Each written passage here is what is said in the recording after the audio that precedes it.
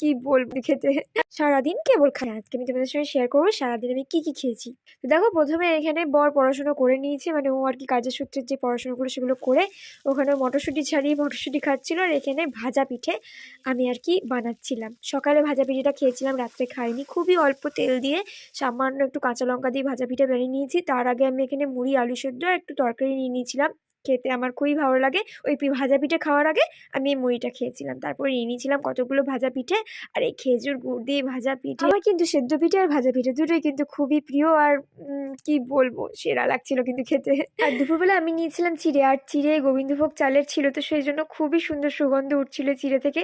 আর তার সঙ্গে সঙ্গে মিষ্টির খুবই ভালো সোর্স বলতে গেলে এই খেজুর গুড়। অন্যান্য সময়ে আখের গুড়টা পেয়ে যায়, কিন্তু শীতকাল যেহেতু খেজুর গুড়, আর খেজুর তো একটা মিষ্টির খুবই ভালো সোর্স যাকে বলতে পারো। তার সাথে দুটো কলা দিয়ে আমি চিড়েটা এখানে মেখে নিয়েছিলাম। রাত্রে ডিনারে খেয়েছিলাম গরম গরম ঘি, আলু সেদ্ধ আর মার ভাত, দারুণ।